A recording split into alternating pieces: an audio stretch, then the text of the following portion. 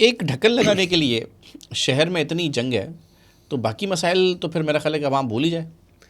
دیکھیں ایک چیز یہ کہ جو ہم نے کوشش کی اور جو یہ فکس اٹ کی کیمپین کا مقصد یہ تھا کہ پہلے تو کوئی کینسر کے مرض میں مبتلا ہوتا نا تو ڈاکٹر پہلے تو اس مرض کی تشخیص کرتا کہ بھائی مرض ہے کہاں، پھر اس کا علاج آتا اور سب سے پہلے پیشنٹ کو بتاتا کہ بھائی یہ مرض وہ پیشنٹ حالانکہ اس کو جتنی تکلیف ہو یہ سن کر کے وہ اس مرض میں مبتلا ہے، ڈاکٹر اس کو کلیئر بتاتا تاکہ علاج شروع ہو. یہاں پرابلم کیا ہوتا، یا ایشو کو ایشو نہیں سمجھا جاتا، مرض کو سمجھا ہی نہیں جاتا کہ مرض ہے یا نہیں ہے، اور عوام بھی اس میں ایڈجسٹ ہوتی، اس کو نارمل سمجھنے لگ جاتی. گٹر کا ڈھکن آج سے پہلے ایشو تھا ہی نہیں.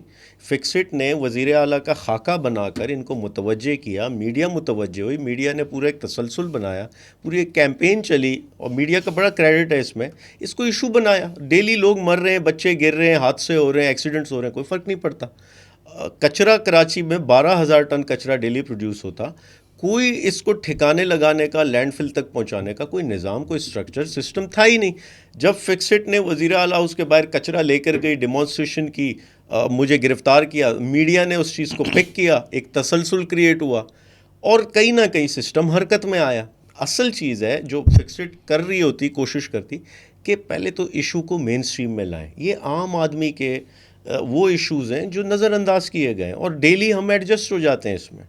ایک پولیس والا 500,000 روپے ہم سے گلی کے لکڑ پہ لیتا، ہم کہتے ہیں ہاں یہ نارمل ہے، جب یہ 50,000 لے گا تب ہم بات کریں گے. ایک بیوروکریٹ کسی سرکاری محکمے میں آپ جائیں، ڈی سی کے دفتر یا ایس بی سی اے یا کہیں، وہ آپ سے رشوت لے گا، آپ کی کوشش یہ ہوتی کم سے کم لے، بجائے اس کے کہ آپ یہ بولیں کہ یہ نارمل نہیں ہے، یہ نہیں ہونا چاہیے، یہ کیوں ہو رہا ہے. یہ وہ سوالات ہیں یا یہ وہ رکاوٹ جو فکسٹ کریٹ کرنا چاہتی. اور اس میں آپ سوچیں نا، 2016 سے ہم گٹر کے ڈھکن لگا رہے ہیں. نیپا والے واقعے کے بعد لوگوں میں یہ تھوڑی بیداری آئی، عوام کی میں بات کر رہا ہوں، کہ اس ایشو کو ایشو سمجھنے لگے. ورنہ پہلے ہمارا مذاق اڑا رہے تھے، ہمارے مخالف ہم پہ تہمتیں لگاتے، کسی کو کوئی فرق ہی نہیں پڑ رہا تھا. سر یہ تو جو آپ نے بات کی نا کہ کراچی کی یوز ٹو ہونے والی، میرے گزشتہ مہمان نے میرے پروگرام میں مجھے کہا کہ یار ہمیں نا کراچی والوں کو ہم اب اتنے ریزیلینٹ ہو گئے ہیں کہ اب ہمیں ریزسٹنٹ ہونا پڑے گا. مطلب وہ 150 اگر آپ یہ 150 کی بات کرتے ہیں، آپ نے S M C H S پہ گاڑی لگائی تو وہ بلا جواز گاڑی آپ کی صحیح ایسے کر لیں، ایسے کر لیں، آ جائیں کرتے کرتے 150 آپ کے وہ لے جائے گا. 2-3 لوگ ہوں گے، کوئی پھول والا، کوئی پتی والا، آپ کے 400-500 تو مطلب کسی ایک جگہ پہ گاڑی آپ اسٹاپ کریں تو گئے. ہزاروں روپے کی excess money which is being paid citizen of Karachi روزانہ آپ کی جا رہی ہے. کراچی کے عوام یوز ٹو ہے. تو لینے روک لیا معذرت کے ساتھ، سرکاری عملدار ہے بٹ پارڈن، پولیس والے نے روک لیا، 500 دے دیا، ٹھیک ہے 50,000.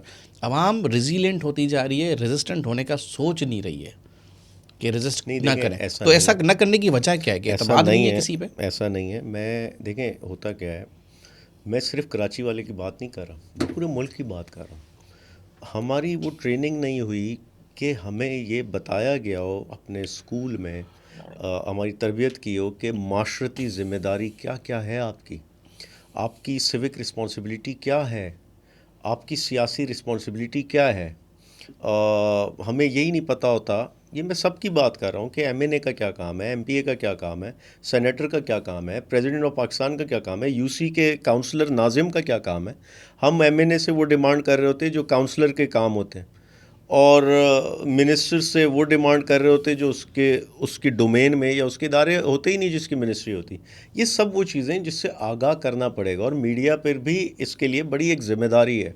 لیکن میں سمجھتا ہوں کہ ہمیں اپنے بچوں کو ٹرین کرنا ہے، اور اس میں سکولز کا بڑا کردار ہونا ہے. وہ الگ بات ہے کہ تعلیمی ادارے ہی تباہ ہیں ہمارے. اور رہی بات، دیکھیں لوگوں نے آپ کو کراچی میں آپ بات کر رہے ہیں نا، لوگوں نے اس پر ریزسٹ نہیں کیا، اکتفا کر لیا ہے. کراچی نے 2 بار کراچی کا مینڈیٹ چھینا گیا ہے. کراچی وہ شہر ہے جہاں 8 فروری 2024 کو بھی مینڈیٹ چھینا، اور اس سے پہلے بلدیاتی الیکشن میں بھی مرتضیٰ وہاب کو مینڈیٹ چھین کے یہ منصب دیا گیا.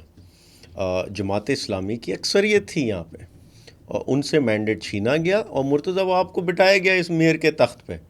تو 2 بار حق تلفی ہوئی ہے اس شہر کی. تحریک انصاف کی فارم 45 پہ 19 نشستیں تھی اس شہر سے.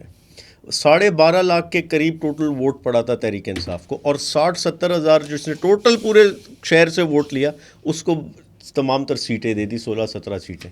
تو یہ ظلم کیا گیا, اور جس نے ظلم کیا اس کو سوچنا چاہیے کہ آئین توڑا ہے انہوں نے شہریوں کی حق تلفی کی ہے.